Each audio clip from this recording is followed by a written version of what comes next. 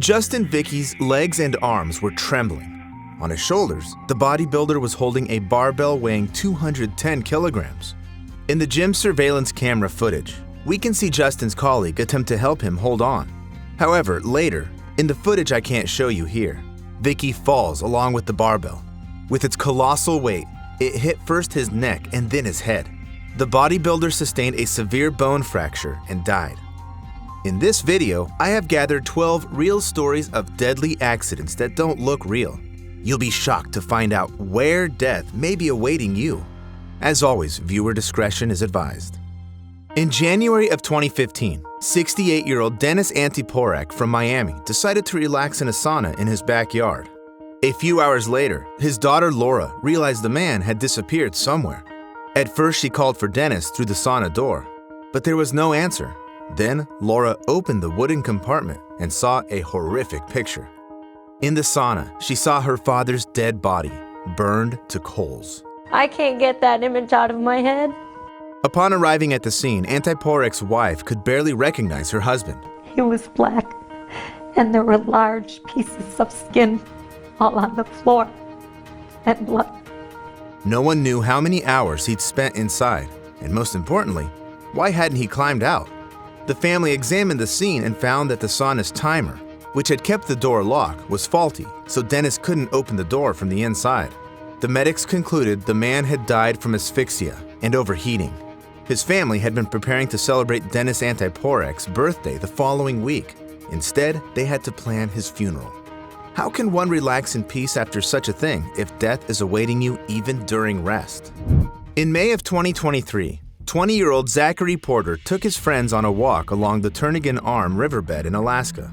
However, Zachary's leg got stuck in the wet sand, and then the soil started sucking him in. The thing is, Turnagain Arm is known for its cunning muddy shoals that appear during low tide. During a high tide, the mud gets wet on the bottom, becomes puffy, and can create a vacuum.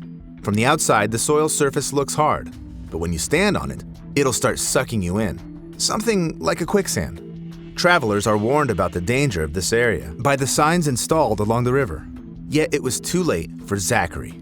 He was screaming and hopelessly trying to break free, but was only sinking into the mud faster. His friends wanted to help him, but one wrong move would get them trapped, just like Porter. When the rescuers arrived, Zachary was already too deep and couldn't be saved. He died. The number of friends that are completely devastated by his death is really a testament to what a big heart he had. You never know the exact moment that will turn a fun and lighthearted journey into hell. On February 7th, 2024, in the port city of Poti, at the west coast of a country named Georgia, 3 men gathered to perform a record-breaking flight aboard the Cameron Z315 hot air balloon. They planned to cover the distance from Poti to Vashloveni National Park, totaling 400 kilometers. Misho Bidzanashvili worked as a videographer, and Krzysztof Zapart and Ravaz Atugauri were balloonists. Ravaz even held 3 national records in this sport and served as the president of the National Aeronautics Federation of Georgia. On his Facebook page, he actively posted updates about their preparation for the event and later about the flight's progress. Already up in the air, the 3 friends took this photo, savoring their prospective new record. Yet none of the 3 men had any idea that this picture would be their last. When the balloonists had already made 2/3 of their way, passing near Asuriti village in the south of Georgia, the balloon suddenly got caught up in the power lines. This video shows the flying contraption explode, catch fire, and start falling apart, hitting the ground in the end. The footage makes it clear that the 3 men had no chance of survival. All of them fell to their deaths. However, I'm more scared of tragic stories about people being in places where they shouldn't have been in the first place. On May 11th, 2013, Liam Manley was sitting near a shop in central Cork, Ireland. On that day, he was habitually drunk, which got him kicked out of the shelter for the homeless. Suddenly, the man was approached by David O'Loughlin. David pitied the poor man and offered Liam to go back to his place and have a drink together. However, the 2 men had a serious argument at David's house. The reason for the conflict remains unknown, but it turned into a real fight. David kicked Liam out of his apartment door and pushed him into the garbage chute in the hallway. Liam went unconscious due to the injuries he sustained, but he was still alive. The chute was used for transporting garbage to the building's basement and to keep it from clogging. There was a mechanism inside that pressed the trash together. On the following day, a maintenance service employee, Francis Ford, was informed of the chute clogging. The man started pulling garbage bags out, and along with them, he pulled out Liam Manley's dead body. Francis immediately called the police, who found the murderer in no time using surveillance cameras. After David kicked Liam into the garbage chute, the victim got stuck upside down, completely immobilized. Spending a long time in the upside-down position, especially for over 15 minutes, can endanger a person's life by causing severe brain damage and even death. It's understandable, as this disrupts the blood flow and increases pressure on the vessels and the heart, which can cause cardiac arrest. In addition, the man was in a crooked position and could barely inhale, not to mention that there was no air to breathe in the clogged garbage chute. So the cause of his death was asphyxia, or, in simpler terms, choking. David O'Loughlin was sentenced to life in prison. Poor Liam believed he'd found a new friend, but ended up dead in the garbage chute. Another man also didn't expect to be caught in a trap. His name was Michael Barnett. On June 25, 2007, a Yorkshire city named Hull suffered from a small-scale flooding. On his day off, Michael decided to go to a tropical fish shop where he worked to help his boss protect the business from the floodwater, since it kept taking over the city. The muddy water reached up to the man's knee. Mike was walking down the street, and at some point, he got off the pavement to cross the road. Suddenly, something sucked him down, and the man got stuck. Mike was passing by a drain, and a powerful stream of water running into it took hold of the man. His leg broke and got trapped between the metal bars guarding the sewage entrance. Barnett's boss heard his screams and rushed to help him, calling 911 as he ran. The emergency services arrived at the scene immediately, and the rescue operation was broadcast live on the local TV channel.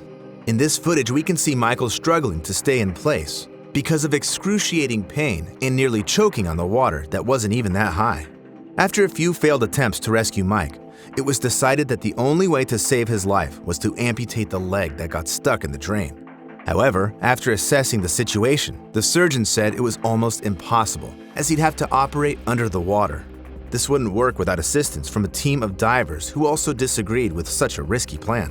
While everyone around was struggling to come up with the rescue plan, Michael died of hypothermia. The man had spent around 4 hours in the cold rainwater.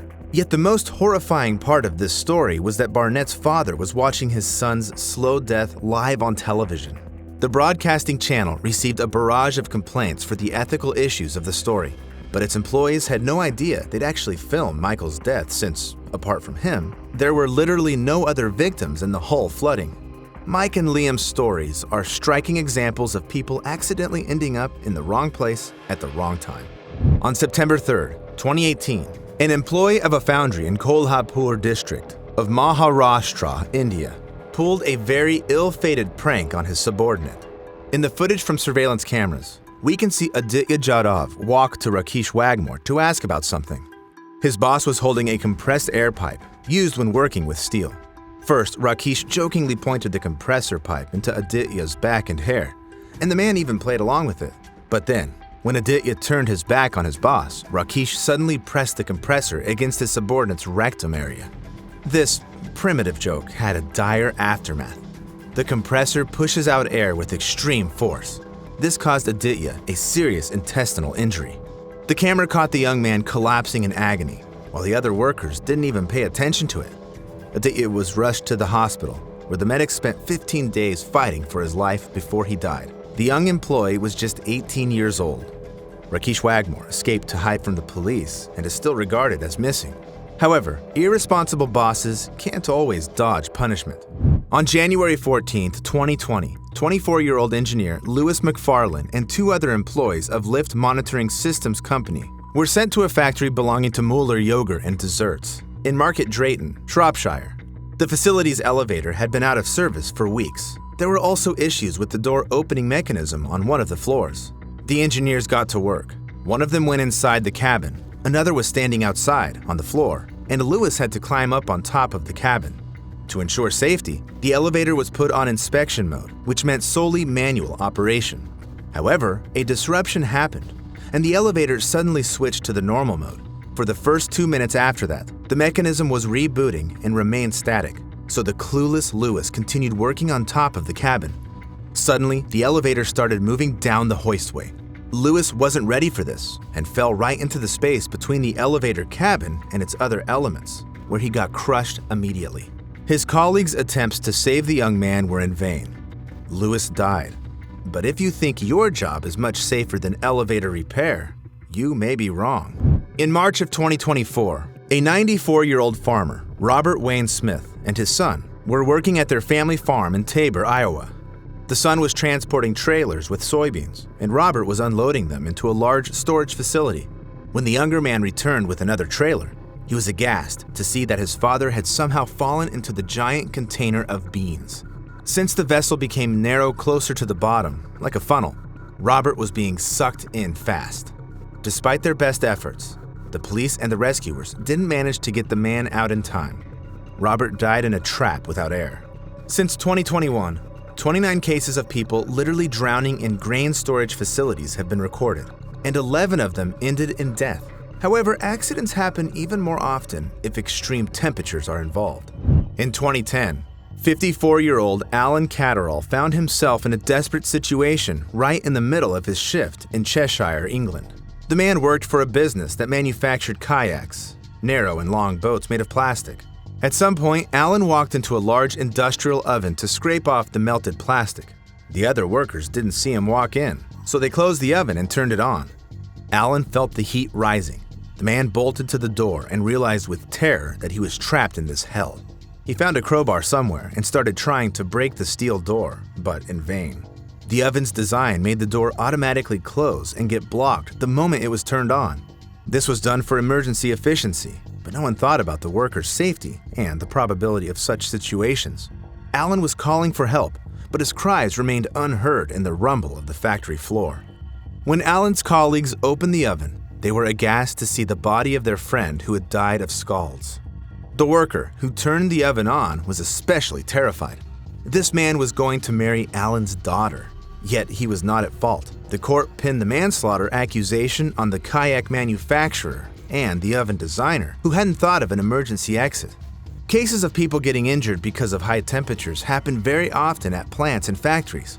There are far fewer stories about the dangers of extreme cold in the workplace, yet they're no less terrifying. On May 11th, 2013, Nuette Lee started her shift at an Arby's fast food restaurant in New Iberia, Louisiana. The woman was the general manager, and one of her duties was to come first and open the restaurant. When her son, who was also an Arby's employee, came to work a few hours later, he couldn't find his mother anywhere. It was like she'd just vanished. He searched around the entire building before finally heading toward the freezer. The guy opened the door and saw his mother lying on the floor, covered with ice. She wasn't breathing. There were traces of blood on the door inside the freezer, which meant that the woman spent the last minutes of her life desperately trying to break the door and save herself.